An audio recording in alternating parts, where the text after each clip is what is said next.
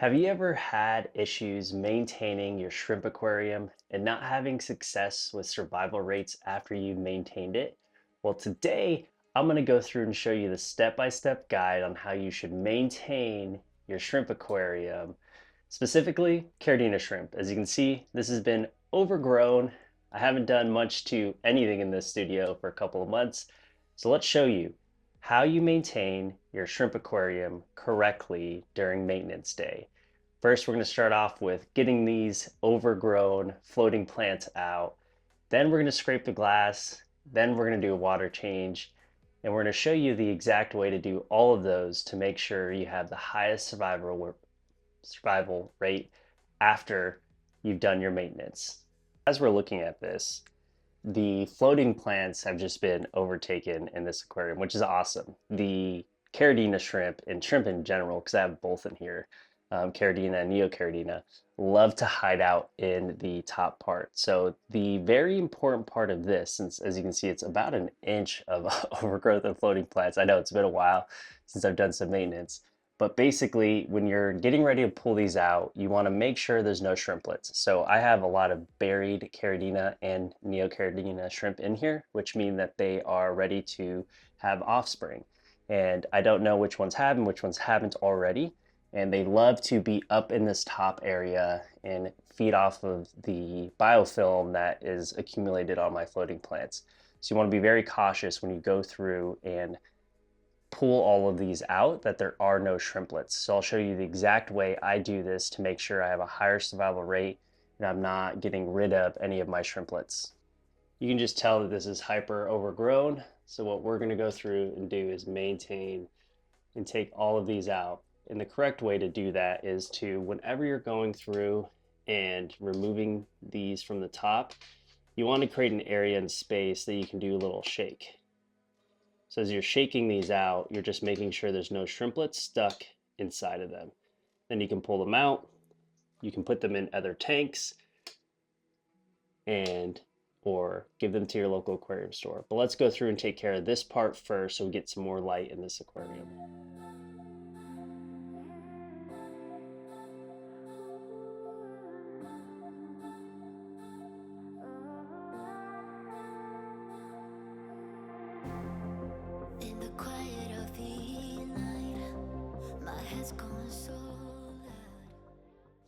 As you can start seeing now, it's starting to have a lot more light into the tank. And my lovely little bamboo shrimp is furious. So he liked really having all of my water lettuce here because he just sits here and fans in the outtake. So he's upset. He'll be upset until it grows back. He usually sits down here until it grows back. But I need light. I need light in my tank, so we're gonna get all of these out. We're gonna keep some, so typically I keep mine in the back left, and then it grows out to this. And this is about a month and a half. Remember, I don't add much nutrients to this tank. This is all just self-sustaining, and this is how much it's grown out. But let's keep going forward.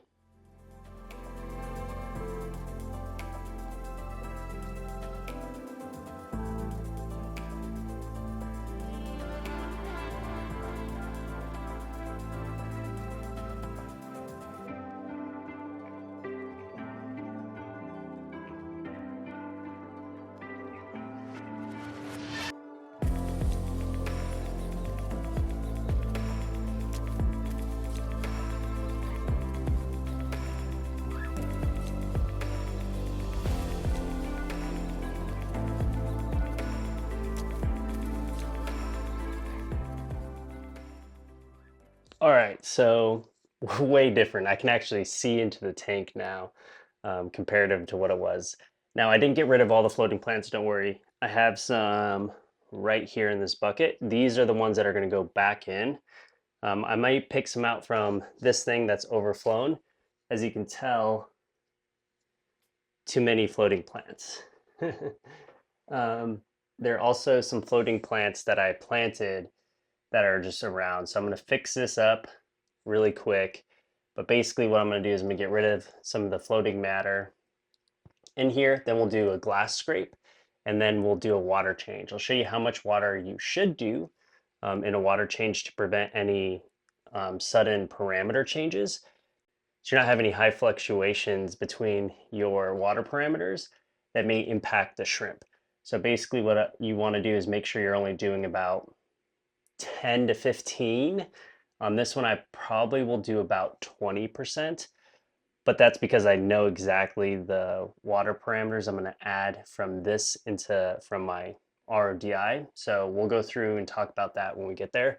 But again, we'll go through and quickly get this all cleaned up and then do a water change. So now is the simple task of glass scraping. I just go from the top down, and I don't go immediately to the very bottom. I take care of the top first. There's just a lot of diatom algae buildup. So that's this brown type of algae that has built up on the glass. It's not green stuck algae, but I still, no matter what, just use a glass scraper because I do a lot of macro filming. But let's go through and clean the glass. Main reason why I do it first is because as it goes into the water column, I'm going to do the water change, but vacuum doing the water change. I don't just pull out the water. Look, he wants to say hi. I do this kind of both benefits of getting rid of the diatom algae, vacuuming up the floor, and that is my water change. So let's go through and scrape the glass.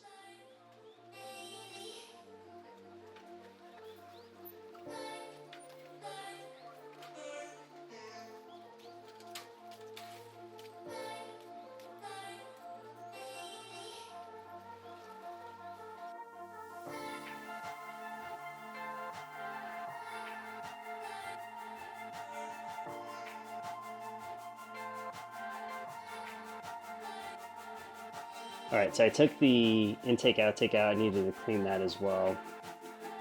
But now we're going to show you how to easily just vacuum. I don't disturb the substrate, I just skim it. Remember, I scrape the glass. Now I just use a siphon to get the water out, but I'm only doing that to skim the surface. I'm not completely disturbing the substrate.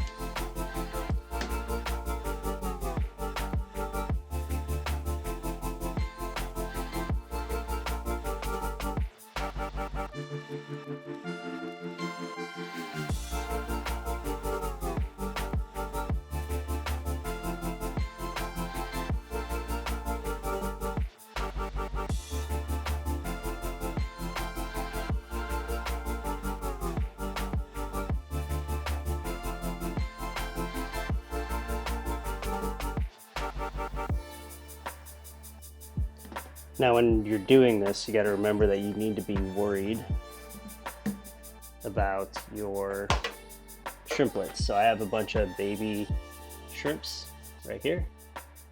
These are the Caridinas. I should have some Caridinas here shortly. There's a lot of buried females. But it doesn't look like I have any that have birthed yet. I know she's very buried right here. So you can see her crown as it swoops down on the side.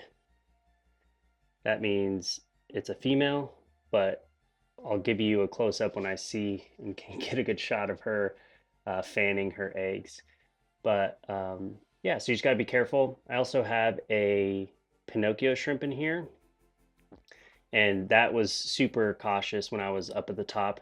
They like to really grab onto things, specifically the floating plants. So you have to really be careful. But anyways, let's go through and replace our intake outtake and then start filling this up and show you how I fill up my tanks. But again, make sure you're cautious about how much water you take out. Only take out about 20% at most. And then let's go through and show you what type of water you should be refilling your Caridina shrimp. Neos are a little bit different, but since this is Neos with Caridina, you want to be hyper cautious in terms of your water parameters. So we'll cover that next. All right, so it's fill up time. What I need to do is make sure I'm using RDI. Caridina shrimp are notorious for having problems when you use water that's completely different water parameters than the water that's already existing here. So sticking to the typical regimen is key for your success when you're doing water changes. Now for that, I use salty shrimp. Yeah, that's the brand. But it's the B shrimp. It is just GH. What I do is I fill up with RODI. Don't use any tap water anymore in any of my aquariums because there's just too much fluctuation for me in where I live. So for that, I use RODI. So I just go to my local fish store. I have a bucket right here. I'm gonna fill this up per the instructions on here, which is just 1 scoop for every 5 gallons. Of course, it's different for all of you not here in the States. You just read the back, it tells you the instructions. I'll mix it, and then I'm gonna show you that I drip refill all of my tanks. That's worked for me. Some people just pour it directly in. I slow drip to refill, and I'll show you what I use to do that. But again, maintenance on this was simple. Removed all of my floating plants, which I'll add some back. I scraped the glass. I ended up having to clean my intake and outtake because they had a bunch of diatom algae as well. So removed all of that. Now we're just going to go through and fill this thing back up, and then we're going to enjoy the new clean, crystal clear. It was clear before, it just didn't have any light, but the new refreshed tank and all of the inhabitants in there. So again, all I do is I do a scoop. For me, it's a little bit less than a full scoop that I use on these, but basically just scoop in here. Then from there, I put this back in its container. I screw this back on, and I'm not going to show you, but I shake it because I need to stand up and shake it. As you can tell, it's super low. So we'll go through and do that, and then I'll show you how I fill it back up in the tank. All right, so I let gravity do the work. This is what I do. Don't recommend this because I don't want you all coming back and saying, I broke my light when I did this. But if you have a chair or a stool or something, set up next to it so that you can let gravity feed and fill up your tank. Now I use one of these cleaners that I got off Amazon, and I don't clean with this. So that's key. This is only to fill up any of my tanks. Basically has a reverse siphon that you can use to fill up your tank. It has this lovely little attachment. I'll put this in the description. That slows the amount of water going into the tank. Again, letting gravity do the work as it comes down.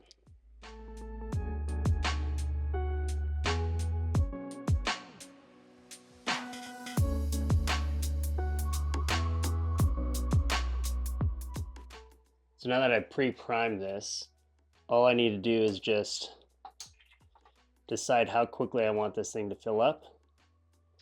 And that's about as much as I do speed-wise, which is about 1 notch in, I think.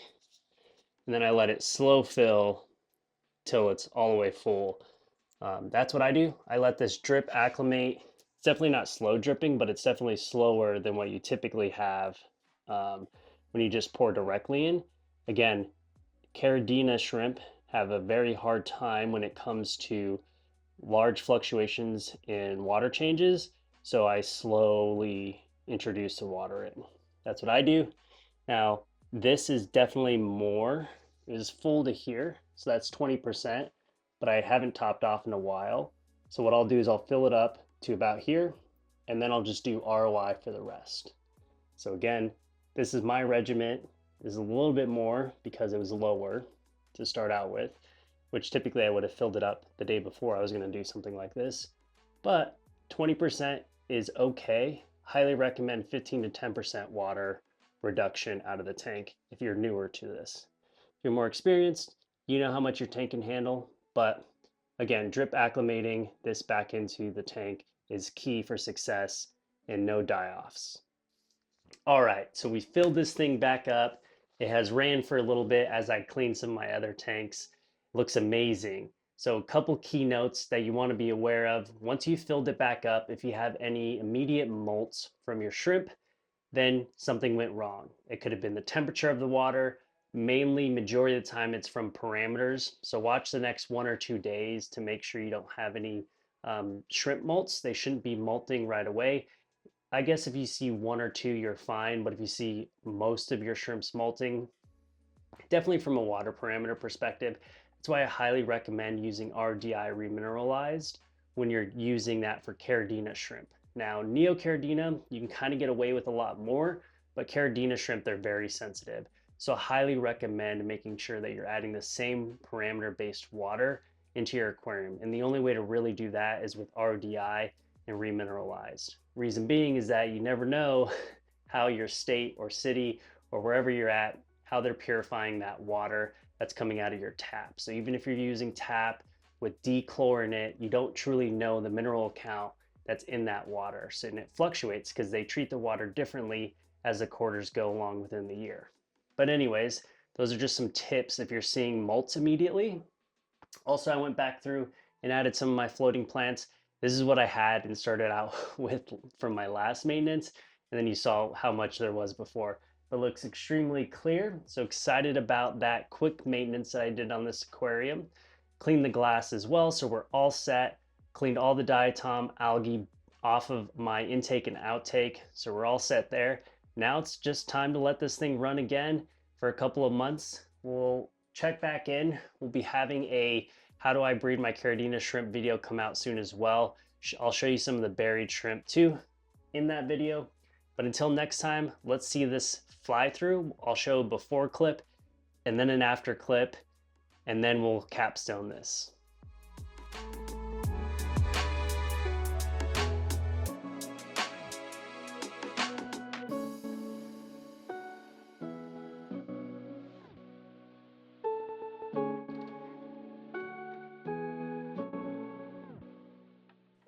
What a perfect fly through, right? That before and after of maintaining your aquarium.